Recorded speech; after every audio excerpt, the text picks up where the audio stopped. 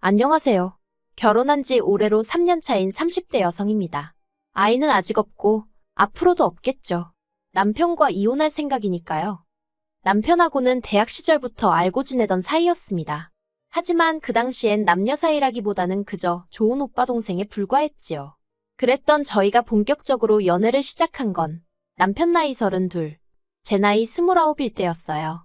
그때 저는 다니던 중소기업에서 운 좋게 대기업으로 이직을 했는데 새로운 환경에서 받는 스트레스가 상당했거든요. 그래서 남편에게 정신적으로 의지를 많이 했던 게 사실이에요. 그리고 그때만 하더라도 남편은 제 말에 귀 기울여주고 저를 배려해주는 좋은 사람이었죠. 그래서 결혼까지 하게 되었던 거고요. 하지만 결혼하고 반년도 되지 않아서 생각지도 못한 상황을 마주하게 되었습니다. 아버님이 하시던 공장이 재정적으로 문제가 생기면서 그 여파가 저희 신혼생활에도 미치게 된 것이었죠. 사실 아버님은 오래전부터 작은 의류 공장을 운영해 오셨는데 남편이 아버님 사업에 대해서는 딱히 얘기를 꺼낸 적이 없었기에 그저 막연히 안정적일 거라고 생각했어요.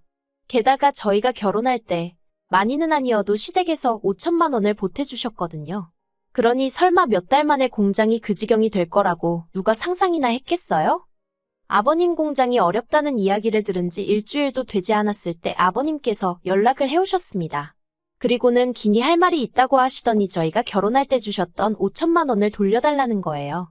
참고로 결혼 당시 저는 모아둔 돈이 7천 있었던 반면 남편은 3천의 대출이 남은 외제차 한 대가 전부였어요.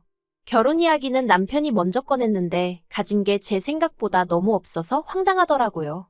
그래서 제가 남편더러 결혼은 좀 더 준비가 되면 하자니까 돈 때문이냐며 혼자 씩씩거리더니 며칠 뒤 시부모님이 5천을 해주시기로 했다더라고요.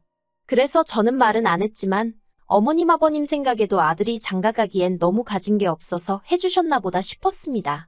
그리고 이 이야기를 친정에 하니 친정 부모님께서 저도 그럼 5천은 해가는 게 좋겠다며 선뜻 5천을 내주시대요. 아무튼 그런데 이제 와서 해준 돈을 돌려달라 하시니 황당하고 어이가 없었죠. 게다가 제가 그 돈을 어디 통장에 넣어둔 것도 아니고 이미 전세 보증금으로 다 써버린 상황이었는데 말이에요. 그래서 제가 무슨 수로 그 돈을 돌려드리냐고 못 드린다고 했어요. 그랬더니 아버님께서 지금 시애비가 죽게 생겼다는데 못 준다는 소리가 나오냐면서 큰 소리를 내셨습니다. 제가 당시 결혼한 지 반년도 안 됐을 때였는데 시아버지 되시는 분이 목청을 높이시니 얼마나 놀랬겠어요. 그래서 그땐 제가 그 앞에서 찍소리도 못하고 남편더러 일을 어쩌면 좋냐니까 남편이란 인간이 기껏 한다는 소리가 어쩌겠냐며 이사를 하자는 겁니다. 집주인한테 상황 설명하면 이해해주지 않겠냐면서 이참에 좀 더 작은 집으로 가자는 거예요. 그리고 그런 소리를 아무렇지도 않게 하는 남편을 보고 있으니 솔직히 눈앞이 캄캄하대요. 만약에 저 혼자라면 얼마든지 줄여갈 수 있죠. 하지만 저희가 무슨 대학생도 아니고 그래도 엄연히 신혼집인데 너무 초라한 곳에서 살고 싶지는 않았거든요. 뿐만 아니라 집주인에게 사정을 설명했지만 집주인도 난감해하대요. 전세를 들어오고 싶어하는 사람이 있다면 모르겠지만 그게 아니라면 자기도 당장 돈을 어디서 구해줄 방법이 없다면서요. 그리고 저는 답답한 마음에 결국 친정 부모님에게 상황을 설명하고 손을 벌리게 되었습니다. 지금 생각하면 저도 참으로 철이 없었던 거죠. 하지만 그때는 친정 부모님 외에는 딱히 떠오르는 해결책이 없었어요. 저희 이름으로 대출을 받아서 시댁에 드리자니 대출이자가 부담스럽기도 했고 한편으론 억울하기도 했거든요. 아무튼 며칠 뒤 제 계좌로 친정아버지 이름으로 5천만 원이 입금되었습니다. 저는 솔직히 도와달라고 말씀은 드렸지만 친정아버지가 이렇게 빨리 해주실 줄은 몰랐어요. 그래서 바로 친정아버지한테 연락을 드리고 감사하다 하니 당신은 모르는 일이라며 잡아떼시는 거예요. 저희 친정아버지가 원래 앞에서는 무뚝뚝하신데 뒤로는 잘 챙겨주시고 그러면서도 고마워하면 나 뜨겁다고 못하게 하시는 성격이십니다.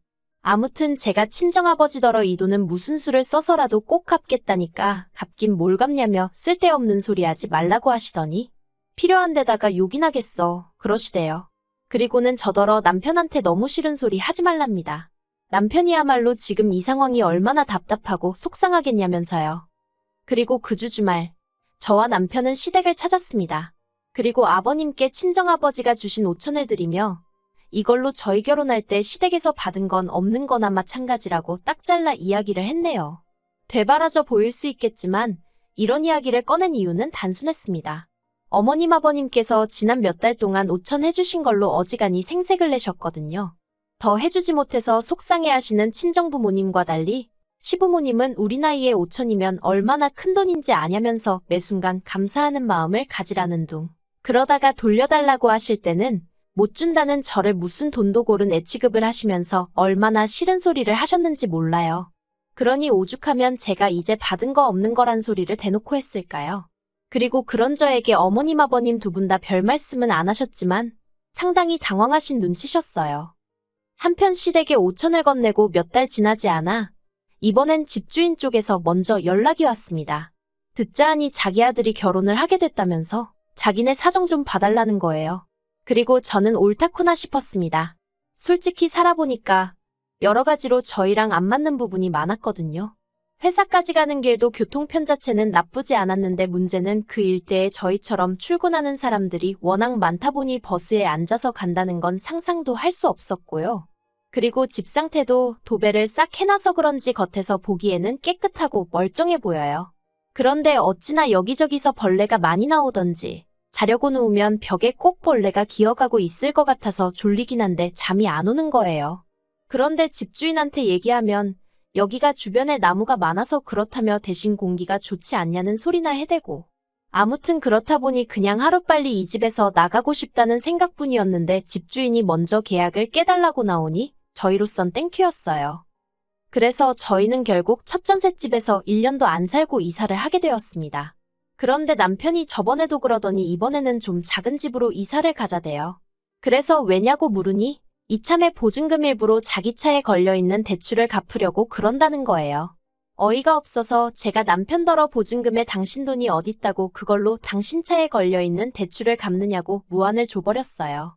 아버님이 주셨던 5천 도로 가져가셨고 그걸 제외하고도 남편이 보탰다는 3천은 솔직히 일일이 따지자니 좀 치사한 것 같긴 한데 저와 마찬가지로 결혼식에 신혼여행 그리고 살림살이 사는데 다 쓰였으니까요. 그러니 솔직히 남편이 자기 몫을 찾는 건 정말 염치 없는 거잖아요. 그리고 그나마 다행이라고 해야 할지 남편도 제 이야기를 듣고는 얼굴만 붉힐 뿐 더는 따지고 들지 않더라고요. 한편 돌려받을 전세보증금으로 갈 만한 곳은 서울에서는 오래된 빌라 정도밖에 없었습니다. 그리고 제가 그때 생각한 게 이러다간 허구한 날 이사나 다니다 결국 내 집은 못 사는 거 아닌가 싶은 거예요. 그래서 남편에게 대출을 받자고 했어요. 단 1억이라도 대출을 받아서 오래된 아파트라도 우리 명의로 된 걸 하나 마련하자고요. 그랬더니 남편이 대번에 싫답니다. 대출 받으면 이자 나가지 않냐, 그거 싫다고 자기 아버지 돈 돌려드릴 때도 쪽팔리게 장인어른한테 손 벌린 거 아니냐면서요. 그래서 그때랑 지금이랑은 명분도 다르고 상황도 다르다고 설명을 했지만 아예 들으려고 하질 않으니 소용이 없었죠. 그리고 결국 제가 그러면 냅두라고 했어요. 어차피 보증금도 다 내 돈이나 마찬가지니 대출도 내 이름으로 받겠다고요. 그러자 이번에도 남편이 설레발을 치면서 한다는 소리가 나중에 자기한테 부부니까 같이 갚아달라는 둥 어쩐다는 둥 그런 소리 하면 안 된다는 겁니다. 그래서 제가 걱정 말라고 했어요. 당신이나 나중에 같이 안 산 걸 후회하지 말라고요. 그런데 여기서 제가 이런 말을 한 건 정말 무슨 집값이 오를 거라고 기대를 했다거나 그랬던 것은 아니고요. 그냥 너무 신경질적으로 나오는 남편이 미워서 저도 한번 해본 소리였네요. 돌려받은 보증금에 대출까지 받아서 있는 대로 긁어모으니 대충 3억 정도 되었습니다. 그래서 그 돈으로 서울 끝자락에 있는 정말 작은 아파트를 하나 샀어요. 18평으로 방 2개 화장실 하나가 있는 빠듯한 공간이었죠. 그래도 이제 이사는 안 다녀도 된다는 생각에 기뻤고 아파트를 알아보다가 알게 된 사실이었는데 지어진 지 워낙 오래돼서 재개발이 되니마니 하는 곳이었더라고요.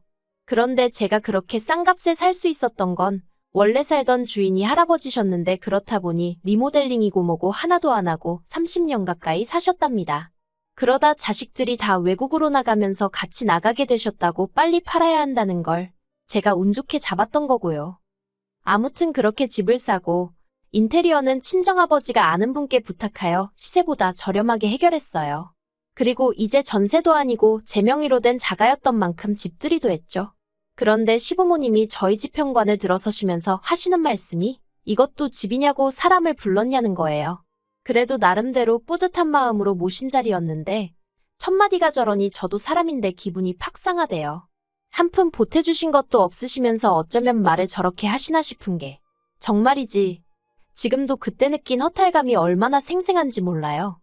하지만 제가 고작 그런 일로 이혼까지 생각하게 된 것은 결코 아닙니다. 지난 3월, 저희 부부가 결혼한 지 3년째 되던 달이기도 했지요. 나름대로 우여곡절을 겪으며 벌써 3년이란 시간이 흘렀구나 싶었을 즈음이었는데 시부모님에게서 연락이 왔습니다. 할이야기가 있으니 조만간 한번 올라오시겠다고요. 그래서 주말에 오시라고 말씀을 드렸고 그러겠다 하셨어요. 그런데 그 할 말이라는 것이 기도 안 차는 것이었습니다.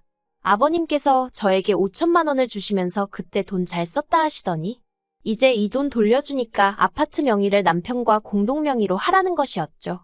황당해서 순간 말도 안 나왔어요.